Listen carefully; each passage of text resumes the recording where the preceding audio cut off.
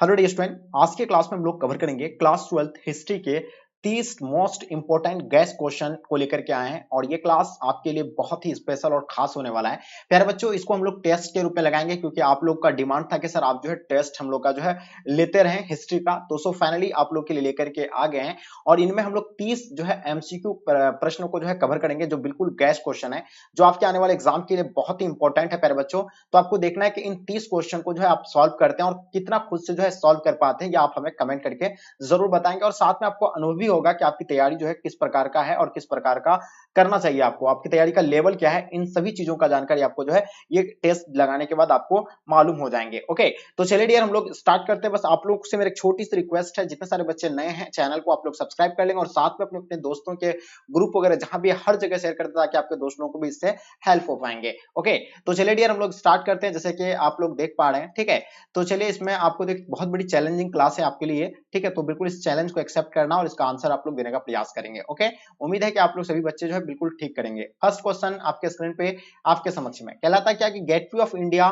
किस शैली का उदाहरण है। प्यारे बच्चों, आपसे पूछा गया कि गेटवे ऑफ इंडिया जो है ये किस शैली का उदाहरण है, इनके बारे में बताना है। ठीक है, पहला आपका है नव शास्त्रीय शैली है, नव गौथिक शैली या इंडो सरासोनिक शैली, आपका इनमें से कोई नहीं। तो देखिए गेटवे ऑफ इंडिया की बात हो रही है, हम लोग जानते हैं गेटवे ऑफ इंडिया कहां पे है, ये मुंबई में है और इसका स्थापना जो है 1911 को हुआ था, ये भी आप लोग को पता होगा। ठीक है जी, और ये जो है किस शैली का उदाहरण है, तो बिल्कुल समय समाप्त होता है। इंडो रासायनिक शैली, बिल्कुल जो भी आप लोग बता रहे हैं बिल्कुल सही है, इंडो रासायनिक शैली, यानी ऑप्शन आप लोग का सी राइट आंसर हो जाएंगे। दूसरा नंबर क्वेश्चन आपके स्क्रीन पे, भारत का प्रथम मुगल शासक कौन था। प्यारे बच्चों, आपको मुगल शासक के बारे में बताना है, तो हमें और आपको पता होना चाहिए कि 1526 में जो है मुगल वंश का नींव रखा था, किसको हरा करके, इब्राहिम लोदी को हरा करके किसने रखा था, तो बाबर ने रखा था, ये भी आप लोग को पता होगा। और यहाँ प्रथम मुगल शासक की बात हो रही है तो इसका आंसर आप लोग का बाबर हो जाएगा और इसका आंसर आप लोग का बिल्कुल परफेक्ट है, बाबर। ठीक है जी, चलिए आगे देखिएगा आपके स्क्रीन पे तीसरा नंबर क्वेश्चन, फतेहपुर सीकरी को किसने राजधानी बनवाया था। ठीक है, तो हम लोग कई बार क्लास में हम लोग पढ़े फतेहपुर सीकरी के बारे में, आप लोगों को कई बार बताए थे कि बुलंदशहर दरवाजा जो है ये कहाँ पे है, फतेहपुर सीकरी में है, और ये जो है किसने बनाया था, अकबर ने बनाया था, और वो राजधानी जो है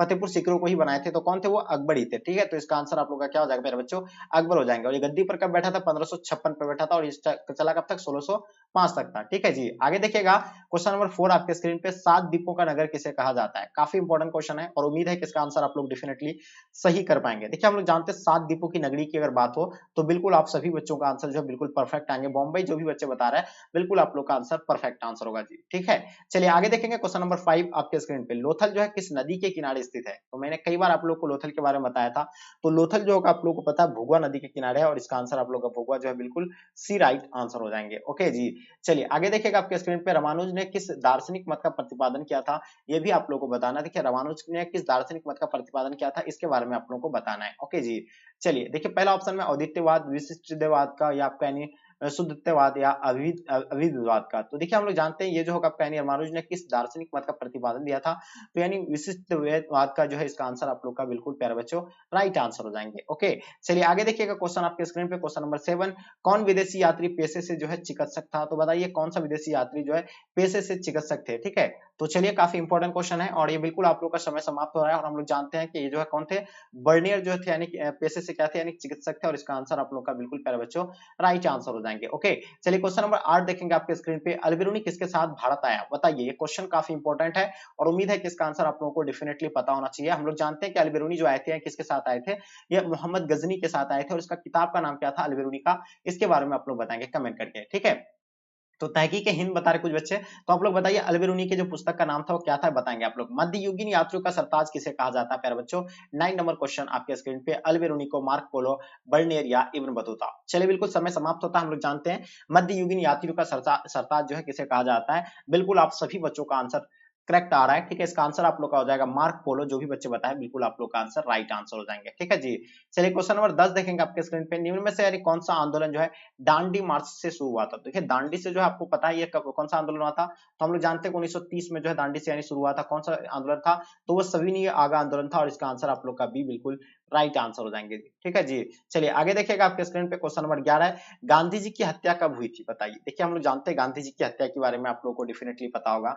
तो गांधी जी की हत्या जो हुआ था कब हुआ था, 30 जनवरी को हुआ था। कब हुआ था जी, 30 जनवरी 1948 को हुआ था। ठीक है, किसके द्वारा मारा गया था, नाथूराम गॉड्स के द्वारा इसको मारा गया था। ठीक है, ये बिल्कुल इसका आंसर आपका परफेक्ट होगा। इसका जन्म 2 अक्टूबर 1869 को पोरबंदर गुजरात में हुआ था। ठीक है जी।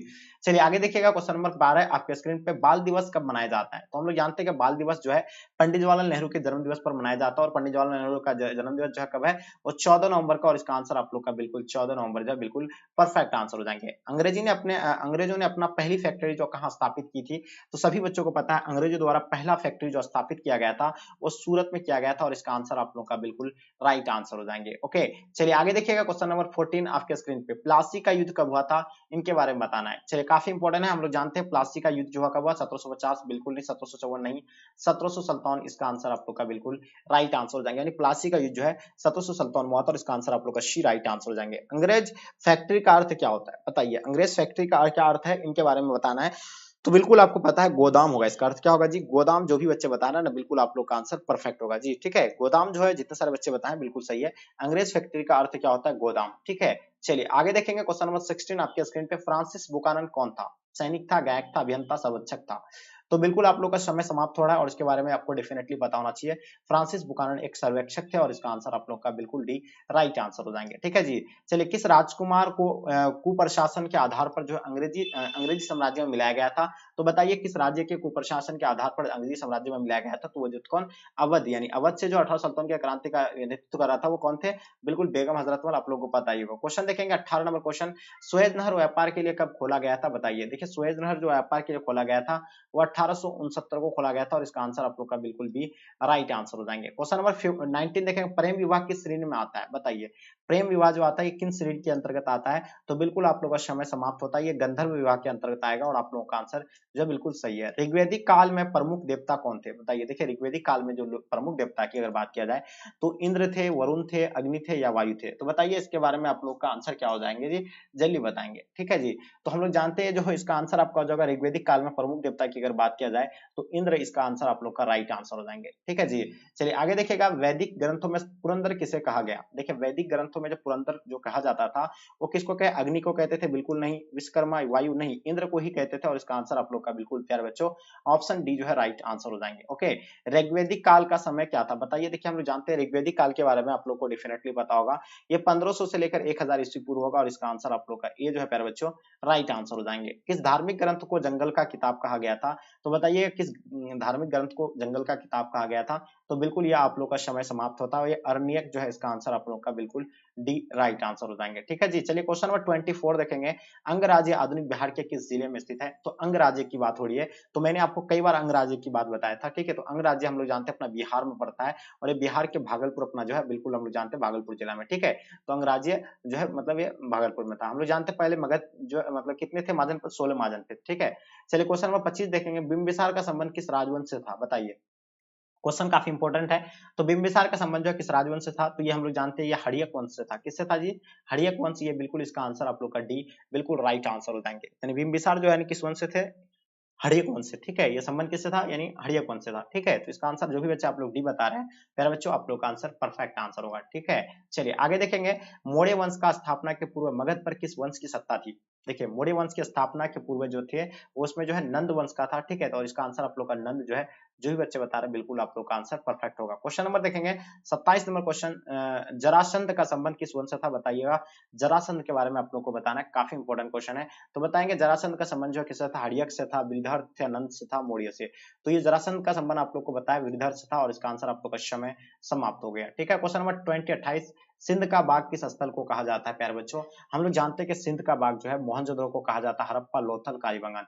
तो बिल्कुल समय समाप्त होता है, सिंध का बाग जो है मोहनजोदड़ो को कहा जाता है, और इसका आंसर आप लोग का ए प्यारे बच्चों राइट आंसर हो जाएंगे। और एक चीज आपको ये भी पता होगा, यानी सिंध का बाग यानी मोहनजोदड़ो का अर्थ क्या होता है, मृतकों का टीला होता है, जिसे हम लोग सिंध का बाग भी कहते हैं। ओके, चलिए आगे देखिएगा, युगल सावधान के साक्ष्य कहाँ मिले थे बताइए। देखिए युगल सावधान के साक्ष्य जो है ये कहाँ पे मिले थे, इनके बारे में आप लोग को पता होगा। हम लोग जानते हैं युगल सावधान के साक्ष्य जो है वो लोथल से मिले थे, और इसका आंसर आप लोग का बिल्कुल डी प्यारे बच्चों राइट आंसर हो जाएंगे। ओके, चलिए आगे देखिएगा क्वेश्चन नंबर 30 आपके स्क्रीन पे, सिंधु सभ्यता का समाज कैसा था बताइए। हम लोग जानते हैं सिंधु सभ्यता का समाज की अगर बात किया जाए तो ये कैसा सभ्यता था, मातृ प्रधान था, पितृ प्रधान था, पनी प्रधान था, इनमें से कोई नहीं। तो देखिए हम लोग जानते हैं सिंधु सभ्यता का समाज की अगर बात किया जाए तो ये मातृ प्रधान, इसका आंसर आप लोग का बिल्कुल प्यारे बच्चों राइट आंसर हो जाएंगे। जितने सारे बच्चे आप लोग यानी परफेक्ट आंसर दिए हैं, जो भी बच्चे आप लोग ये बताएं। तो प्यारे बच्चों इसमें हम लोग 30 क्वेश्चन जो काफी इंपॉर्टेंट था आपके एग्जाम के इंटरव्यू पॉइंट से, तो हम ये जो होगा आपको यानी 30 क्वेश्चन में से आप लोग खुद से जो है कितने क्वेश्चन को सॉल्व किए हैं, ये इनके बारे में आप लोग को बताना है। काफी इंपॉर्टेंट क्वेश्चन था ये।